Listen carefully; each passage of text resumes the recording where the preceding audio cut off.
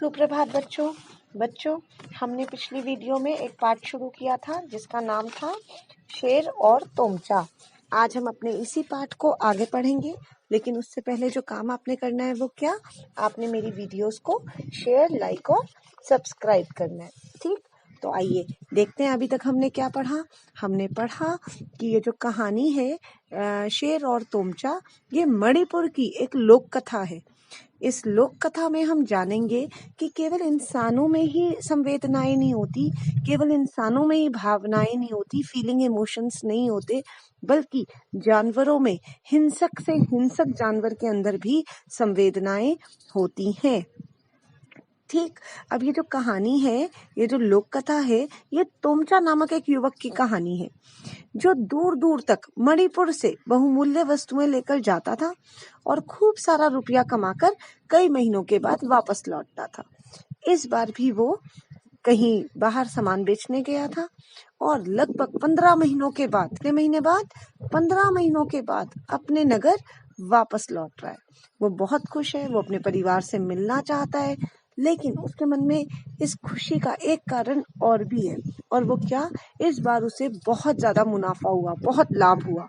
वो किसी भी तरह जल्द से जल्द अपने घर पहुंचना चाहता है। वो बहुत पर्वत और घाटियां पार करता है और अपने घर की ओर बढ़ता है, लेकिन रास्ते में क्योंकि वो थक जाता है, इसीलिए एक रात हो जाती है ना, चलते चलते रात हो जा रही है, तो वो जंगल में तो इतना अंधेरे में और जंगल में नहीं जा सकता, इसीलिए वो नागा जाति के एक मुखिया के यहाँ पर आराम करता है और सुबह होते ही फिर से अपने घर की ओर चल पड़ता है।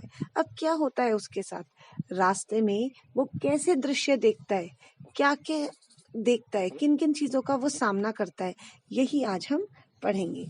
तो सबसे पहले जब वो सुबह सुबह निकला, कहाँ से, मुखिया के घर से, नागा जाति के मुखिया के घर से जब निकला, तो उसको बहुत ही सुंदर दृश्य दिखा। क्या दृश्य दिखा कि पूर्व दिशा से, है ना, नोमाइजिंग पर्वत के पीछे से सूरज निकल रहा है। उस इतना लाल है वो, इतना लाल सुर्ख है कि उसको देखकर ऐसा लग रहा है कि मानो आकाश में, पूरे आसमान में किसी ने रोली और चंदन बिखेर दिया, और रोली और कुमकुम बिखेर दी हो, जो माथे पे लगाते हैं ना रोली टीका, ऐसा लगता है पूरे आकाश में किसी ने रोली बिखेर दी है। पूरा आकाश लाल है, बहुत ठंडी, क्योंकि बसंत ऋतु का मौसम है, तो पूरी बहुत ही मस्त हवा, बहुत ही अच्छी हवा चल रही है। उसके मन में सपना है कि किसी तरह वो अपने घर परिवार से जल्द मिल जाए। उसने अपने कंधे पर एक बहुत ही भारी गठरी रखी है। उस गठरी में क्या है, उस गठरी में स्वर्ण मुद्राएं हैं और कुछ जरूरी सामान है। स्वर्ण मुद्राएं कहाँ से आई, जो उसने सामान बेचा, जो कीमती सामान वो बेचकर आया है, उसके बदले उसको वो स्वर्ण मुद्राएं मिली।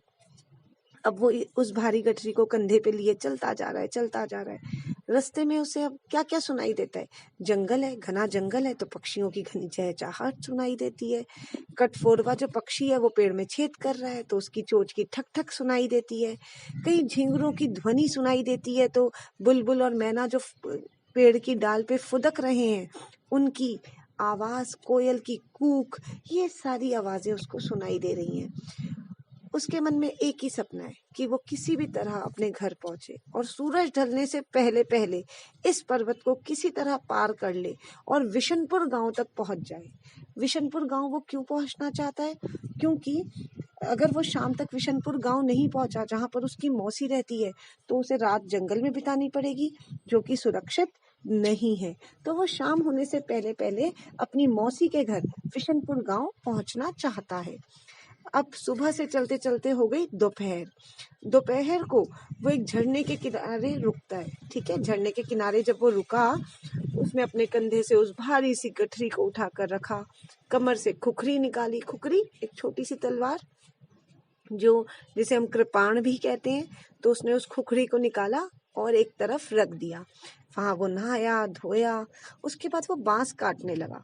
उसने जो बांस का एक पोर था, पोर मतलब होता है एक हिस्सा, उसने एक हिस्से को काटा और उससे क्या किया, गिलास नुमा एक नलकी तैयार की, यानी कि गिलास की एक शेप, एक ग्लास बन गया। एक तरफ से काट दिया तो वो बांस जो था वो ग्लास जैसा बन गया।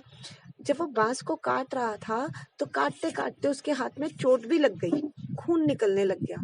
मगर उसने क्या किया, उसने ऊंची सुंबल नामक एक पौधे का नाम है ये ऊंची सुंबल, उसने उस सुंबल के जो पौधा था उसके पत्तों को तोड़ा और उसको अपने हाथ पर मल लिया, अपने घाव पर लगा लिया।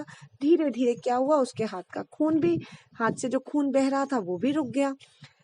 फिर उसने वो जो नलकी तैयार की थी उसके अंदर पानी भरा और एक समतल एक प्लेन जगह पर बैठ गया। फिर उसने अपनी गठरी खोली, उसमें से जो गुड़ चिवड़ा था उसको निकाला और आराम से खाया, पानी वानी पिया और फिर चल पड़ा, क्योंकि उसको शाम से पहले कहाँ पहुंचना है, विशनपुर गांव।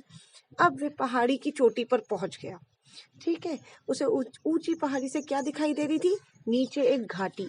अब उसको पूरा विश्वास हो गया कि अब तो ढलान ही ढलान है, नीचे की तरफ आना है और नीचे जाने में कम समय लगता है।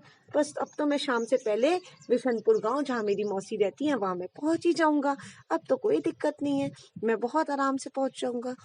लेकिन वो थोड़ी ही दूर चला था कि पगडंडी के पास, अब पगडंडी क्या होता है, पगडंडी होता है खेतों में जंगलों में एक पतला सा रास्ता होता है, एक संकीर्ण सा रास्ता, छोटा सा रास्ता जो लोगों के आने जाने के कारण बन जाता है। तो वो उस पगडंडी तक ही पहुंचा था, थोड़ा ही आगे चला था कि तभी उसे पगडंडी के पास एक विशालकाय बहुत बड़ा शेर बैठा हुआ दिखाई दिया।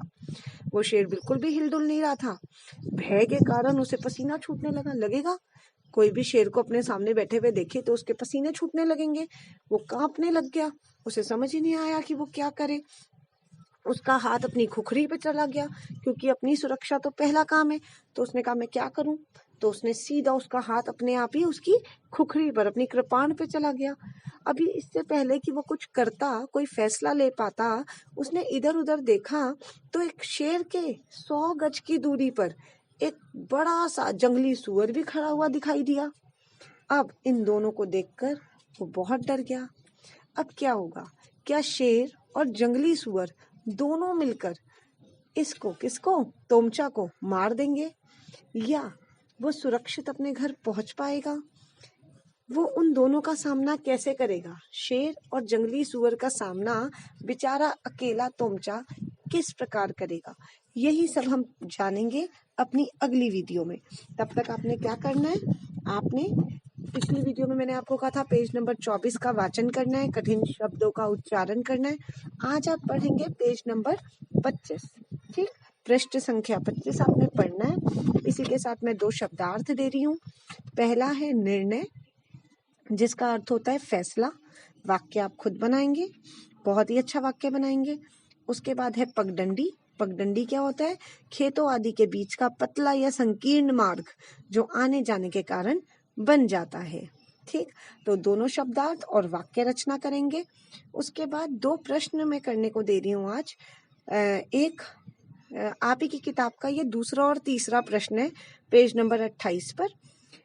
दूसरा प्रश्न जो आपका है, एक हम पिछली वीडियो में कर चुके हैं, दूसरा प्रश्न आपका है तोमचा को जंगल में कौन कौन सी आवाजें सुनाई दे रही थी और कौन से दृश्य दिखाई दे रहे थे।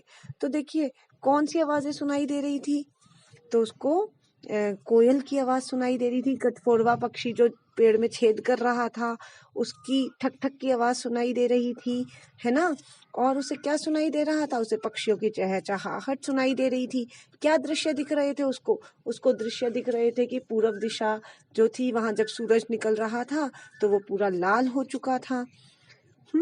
ये सब आप अपने शब्दों में बनाकर लिख देंगे। उसके बाद आपका अगला प्रश्न है शेर कहाँ पर बैठा था, उसे देखकर तोमचा ने क्या प्रतिक्रिया व्यक्त की। तो शेर कहाँ पर बैठा हुआ था, देखिए शेर जो था वो विशनपुर गांव से पहले, उसकी मौसी के घर से पहले पगडंडी के पास में बैठा हुआ था। और उसे देखकर तोमचा ने कैसी प्रतिक्रिया व्यक्त की, वो कांप गया, उसके हाथ पांव फूल गए, वो बहुत घबरा गया, उसके पसीने छूटने लग गए, उसे समझ नहीं आ रहा था वो क्या करे, उसका हाथ अचानक अपनी खुखरी पर, अपनी कृपाण पर चला गया। ये उसने प्रतिक्रिया की। ठीक, इस तरीके से आप दोनों प्रश्न कर देंगे। अगर किसी भी तरीके की कोई दिक्कत परेशानी है तो आप मुझसे पूछेंगे, और दोबारा पाठ का नाम लिखने की जरूरत नहीं है। आप जहां आपने कल काम किया था उसी के नीचे दिनांक डालें, और इस काम को पूरा करें। 2 शब्दार्थ और 2 प्रश्नोत्तर। ठीक, अपनी कहानी